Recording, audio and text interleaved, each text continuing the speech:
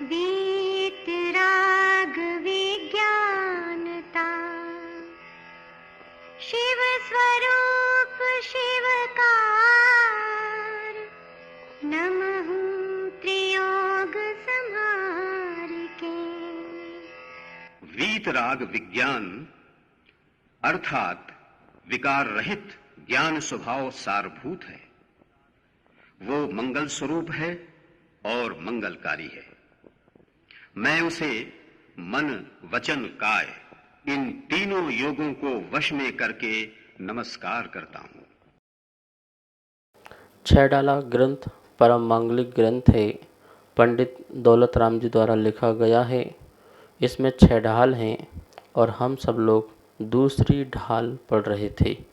दूसरी ढाल में यह जाना मिथ्या चारित्र के बारे में, मिथ्या दर्शन, मिथ्या ज्ञान के बारे में, और उसमें भी गृहीत और अगृहीत, गृहीत मिथ्यात्व और अगृहीत मिथ्यात्व दोनों में किस प्रकार से वास्तविक अंतर है और दोनों के त्याग के बिना जीव का कल्याण नहीं हो सकता है, जीव सुखी नहीं हो सकता है। इसकी भी चर्चा जो है कल अपन ने यहाँ पर की थी।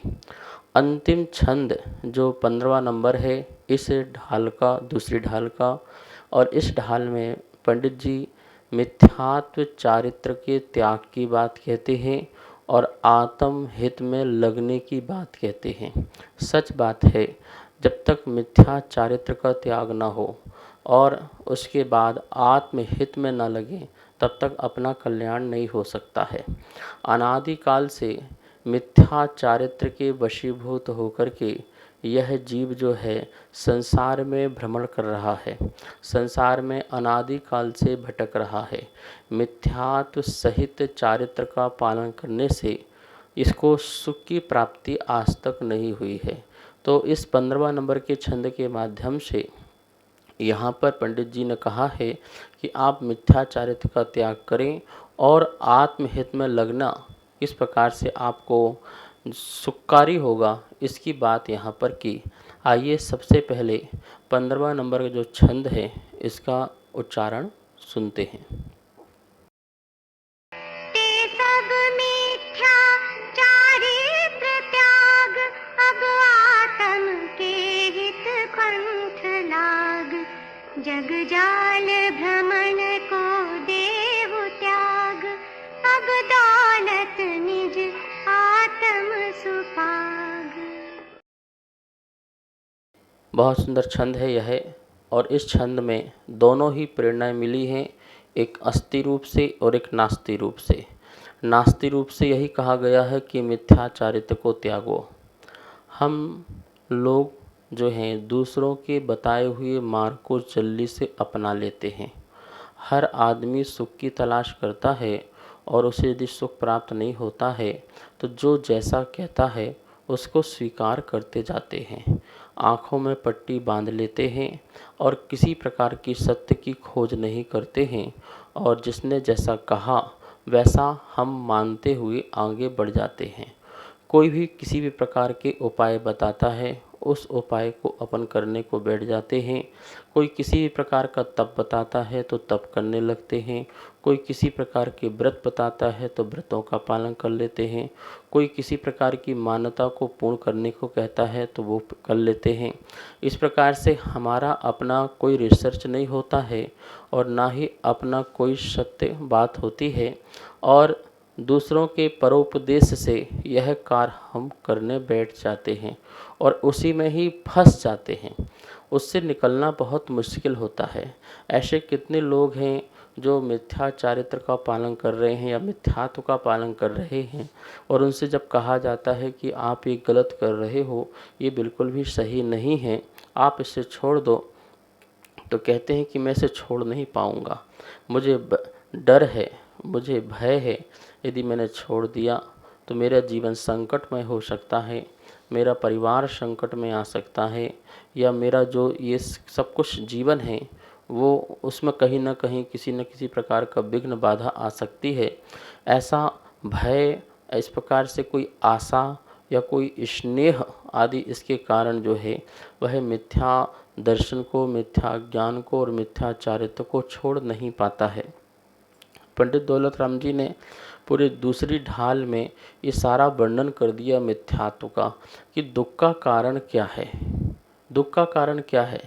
दुख का कारण धन का अभाव नहीं है, दुख का कारण स्वास्थ्य ठीक नहीं है, ये नहीं है, दुख का कारण कोई साधन नहीं मिल रहा है जीवन जीने के लिए, ये नहीं है, दुख का कारण संसार का कोई वस्तु भी नहीं है, वस्तु हो अथवा ना हो, कोई भी चीज़ें हमारे दुख का कारण नहीं है।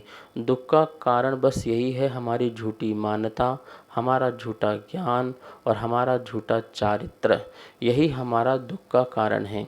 जिस दिन हमारे जो झूठे जो ज्ञान दर्शन चारित्र हैं, ये चीज़ जब निकल जाएगी तो सत्य प्रकट होगा और सत्य से जो खुशी मिलेगी, सत्य से जो हमें सुख की प्राप्ति होगी वो अद्भुत होगी, वो अचिंतनीय होगी, वो अवर्णनीय होगी, जिसे जिह्वा से कहा भी ना जा पाएगा। तो ऐसा जो चारित्र है, ऐसा जो सुख है, उसकी प्राप्ति के लिए पंडित दौलत राम जी ने कहा कि भैया अब तुम आगे बढ़ो, अब ये सब छोड़ो, ये तुमने अनादि से करते आए हो इसलिए तुम दुखी हो, और अब तुम्हें सुख की प्राप्ति चाहिए हो तो इसको छोड़ करके मोक्ष के पंथ के मार्ग में लगना चाहिए। आइए 15वां नंबर का जो छंद अभी आपने पढ़ा सुना, इसमें एक एक शब्दों का सबसे पहले अर्थ समझते हैं। देखिए क्या लिखा हुआ है। ते मतलब उस, सब समस्त, उस समस्त मिथ्या चारित्र, जो झूठा या असत्य चारित्र है, त्याग छोड़ करके, उस मिथ्या चारित्र को छोड़ करके अब इस समय आत्म के हित, आत्म कल्याण के, हित मतलब कल्याण, आत्म के मतलब आत्मा के कल्याण के हित में पंथ, पंथ मतलब मार्ग, पंथ मतलब रास्ता, ठीक है ना। तो मार्ग में लाग, क्या हो, लग जाओ, बोल रहे हैं उसका त्याग करो और अब क्या लग जाओ, आत्मा का जिससे हित होता हो, आत्मा का जिससे कल्याण होता हो, आत्मा का जिससे उद्धार होता हो, उस पंथ में, उस मार्ग में लग जाओ। जगजाल, जगजाल मतलब क्या है, संसार क्या है, जाल की तरह है। तो संसार रूपी जाल में भ्रमण को, भटकने को, संसार के जाल में भटकने को देहु त्याग, त्याग दो। अब संसार में किसी प्रकार से भटकना नहीं है, उसका त्याग कर दो। अब दौलत, अब दौलत, यहाँ दौलत राम जी किसी दूसरे को उपदेश नहीं दे रहे हैं, अपनी आत्मा को ही संबोधन कर रहे हैं कि हे दौलत, हे दौलत, निज आत्म सुपाग, निज आत्म अपने आत्मा में सुपाग भली भांति लीन हो जाओ। यहाँ पर कह रहे हैं कि अपनी आत्मा में लीन हो जाओ। हे दौलत राम, जगजाल, संसार रूपी जाल के भ्रमण को छोड़ करके अब तू अपनी आत्मा, जो अपनी आत्मा है, निज आत्मा है, उसमें ही स्थिर हो जाओ और अब ये संसार की भटकन को क्या करो, समाप्त करो। यहाँ 2-3 बातों का ध्यान रखना है। नास्ति रूप से कहा कि अब मिथ्याचारित्र को छोड़ो, और अस्थि रूप से कहा है कि आत्म के हित पंथ लाग।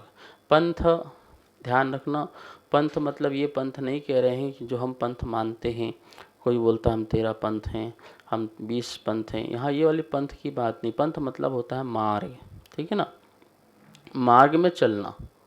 तो कौन से मार्ग में चलना, श्रावक जो है अपने श्रावक धर्म के मार्ग में चले और मुनि जो है अपने मुनि के मार्ग में चले, दोनों ही मार्ग में चलते रहें और मोक्ष मार्ग को प्रशस्त करते रहें, अपनी आत्मा को शुद्ध और विशुद्ध करते रहें। तो श्रावक के जो मार्ग हैं वो अनुव्रत रूप हैं और जो मुनि के जो मार्ग हैं वह महाव्रत रूप हैं। अनुव्रतों से ही महाव्रत की ओर चढ़ा जाता है। तो सबसे पहले जो सीढ़ी है वो अनुव्रतों की है, जिसे श्रावक को ग्रहण करना चाहिए। मतलब कि स्थूल जो हिंसा है और जो स्थूल जो सत्य है, असत्य है, स्थूल जो चोरी है, स्थूल जो कुशील है और स्थूल जो परिग्रह है, उसका क्या करना चाहिए? त्याग करना चाहिए। कम से कम अनुरूप से तो हमें अहिंसा, अनुरूप से हमें सत्य, अनुरूप से हमें आचौर्य, अनुरूप से हमें जो है ब्रह्म और अनुरूप से जो है अपरिग्रह का हमें परिणाम रखना चाहिए और भाव भी रखना चाहिए। इस प्रकार से श्रावक अपने पंथ में, अपने मार्ग में, अपने रास्ते में लग जा, ऐसी बात यहाँ पे कही गई है। हम अपने मार्ग में तो लगते नहीं हैं और दूसरे के मार्ग को सिर्फ देखते ही रह जाते हैं, तो देखने से कल्याण नहीं होता है। नाव को देखते रहोगे तो कभी इस पार से उस पार कभी जाओगे नहीं। जब तक नाव में सवार नहीं होगे, नाव में बैठोगे नहीं, तब तक कभी आप पार नहीं हो सकते हैं। ऐसे ही आप व्रतों की चर्चा तो करते रहेंगे, व्रतों की बातें तो करते रहेंगे, लेकिन व्रतों को धारण नहीं करेंगे तो आप कभी भी उस किनारे में पहुंच नहीं सकते हैं, संसार के जाल से निकल नहीं सकते हैं। ठीक है ना। लोगों के मन में बड़ी उलझन होती है कि हम घर में रहते हैं, हम परिवार में रहते हैं, हम कैसे व्रतों को धारण करें, हम किस प्रकार से ये कर सकते हैं। बहुत दिक्कत वाली बात है महाराज जी, घर में रहकर पालन तो नहीं हो सकता है। महावीर स्वामी कहते हैं कि तुमको ये जो व्रत बताए हैं वो घर में रहकर ही बताए हैं। घर से बाहर तो व्रत तुम्हारे अनुव्रत नहीं, फिर तुम तो महाव्रतों का पालन करो। ठीक है ना। ये तुम तो घर के बीच में रहते हो और उसी में ही रह करके तुमको अनुव्रतों का पालन करना है। जो प्रतिमाएं हैं उन प्रतिमाओं को धारण करना है, जिससे तुम्हारा घर में ही रह के सन्यासी जीवन हो जाता है, बैरागी जीवन हो जाता है। तो आपका जो है मोक्ष मार्ग जो है वहीं से प्रारंभ हो जाता है, घर से ही, जहाँ से आप सन्यासी बन जाते हैं, जहाँ पर आप रह कर के बहुत बड़े त्यागी बन जाते हैं। और उसके बाद ही आप आगे बढ़ते हैं तो और उच्च पद में पहुँच जाते हैं। तो आत्म के हित, किसके हित है? जो साधना करना है किसके लिए करना है? आत्मा के कल्याण के लिए। व्रत करना है तो आत्मा के कल्याण के लिए। आपको जो भी संयम का पालन करना है वो आत्मा के कल्याण के लिए। आपकी चर्चा और आपकी चर्या दोनों ही कैसे होना चाहिए? आत्महित के लिए होना चाहिए। आपकी शिक्षा और आपकी जो दीक्षा है वो भी आत्महित के लिए ही होना चाहिए। आत्महित अपना सबसे सर्वोपरि होना चाहिए। ठीक है ना। पर के हित यदि किसी का हो जाए तो वो बात अलग है। मेरी चर्चा से और मेरी चर्या से पर का हित हो जाए अच्छी बात है, पर का कल्याण हो जाए अच्छी बात है, लेकिन पर के कल्याण में ही हमें लगे नहीं रहना है। पर के कल्याण के लिए ही मैं चर्चा और चर्या का पालन करूं, ऐसा बिल्कुल भी नहीं है। महावीर स्वामी कहते हैं 100 पर कल्याणक, तो 100 पहले है और पर बाद में है। सबसे पहले स्वयं का कल्याण करो, स्वयं की साधना बढ़ाओ, स्वयं के व्रत आचरण का पालन करो, और फिर कभी कुछ समय मिले और कोई भव्य जीव आकर के आपसे अपना समाधान करना चाहे, अपना मार्ग पूछना चाहे, तो उसके लिए आप उपदेश आदि के माध्यम से उसको संबोधन करें और उसको भी आत्मा के हित में लगाएं। ऐसा तो ठीक है, लेकिन अपने को उससे निकाल करके और उसी में ही लगे रहना तो ये अपना अकल्याण हो जाएगा, अनुद्धार हो जाएगा। ठीक है। तो जग जाल, तो आपको समझ में आ गया। जग जाल, जग क्या है? जाल है। संसार कैसा है? मकड़ी का जाल है। स्वयं बुनती है और स्वयं ही उसमें उलझती है, मकड़ी का यह कार्य है। ऐसे ही संसार को हमने स्वयं ही बुना है, स्वयं ही फैलाया है और स्वयं ही उसमें उलझ जाते हैं। तो कोई बात नहीं, बन गया तो बन गया, अब उससे हमें उलझना नहीं है, सुलझना है, उससे बाहर निकलना है। तो बाहर निकलने का यही रास्ता है कि हम मोक्ष मार्ग में लगें, अपने मार्ग को आगे बढ़ाएं। तो यदि हम इस जगजाल के भ्रमण को नहीं त्यागते हैं तो चार गति जो है इस जगजाल हैं। चार गति क्या है? ये जगजाल हैं, संसार के जाल हैं।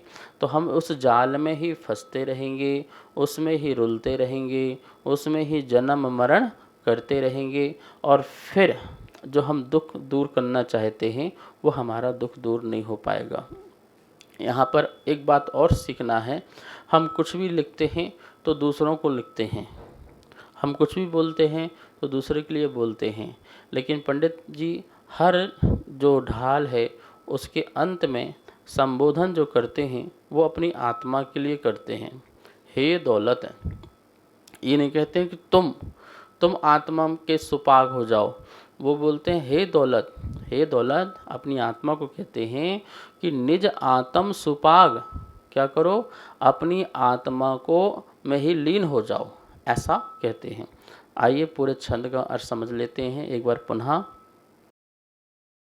उस सब मिथ्या चारित्र को छोड़कर अब आत्मा के कल्याण के मार्ग में लग जाओ, संसार रूपी जाल में भटकना छोड़ दो।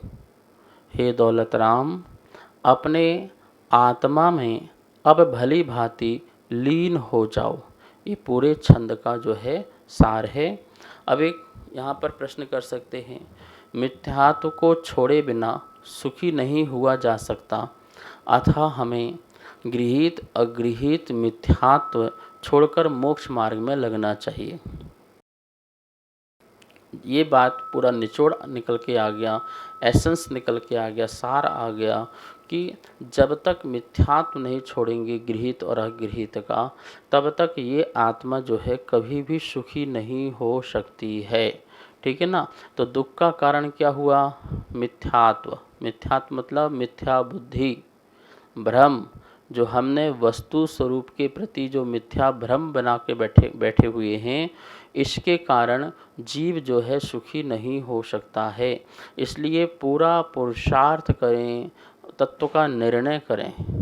तत्व का निर्णय हो जाएगा, मैं कौन हूँ, मैं क्या हूँ, मेरा क्या स्वरूप है, परमात्मा कैसा होता है, गुरु कैसा होता है, ये जगत जो है ये क्या है, इसका क्या स्वरूप है।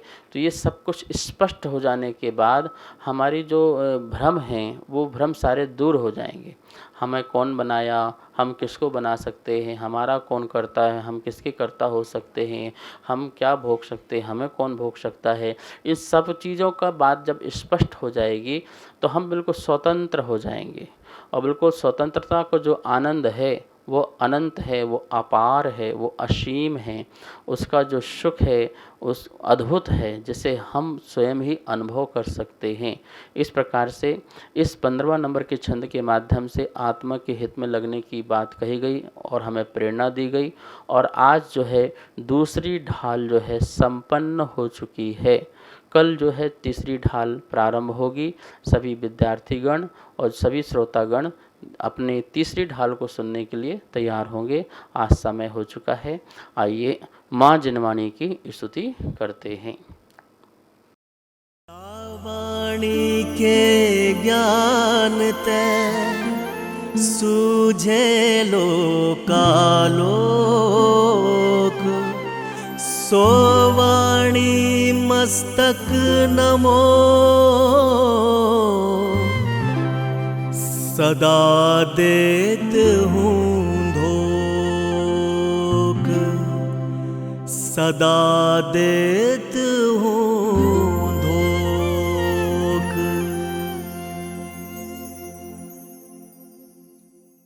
इस कार्यक्रम के पुण्यार्जक थे श्री खंडेलवाल दिगंबर जैन मंदिर, राजा बाजार, कनॉट प्लेस, नई दिल्ली एवं श्री खंडेलवाल दिगंबर जैन मंदिर, वैदवाड़ा, दिल्ली थे श्रेष्ठी श्रीमान पन्नालाल जी, श्रीमती सरोज, राहुल, बिट्टू, रुचि सरावगी, बेंगलोर, अशोक मधु पहाड़िया, गुवाहाटी, आसाम। ऑप्शन अशोक मधु पहाड़िया, गुवाहाटी, आसाम। राहुल, रोहित, कीर्ति, चांदनी, हिरिंश्री, दीवु, वाणी, युगम, हृदया पहाड़िया परिवार, गुवाहाटी।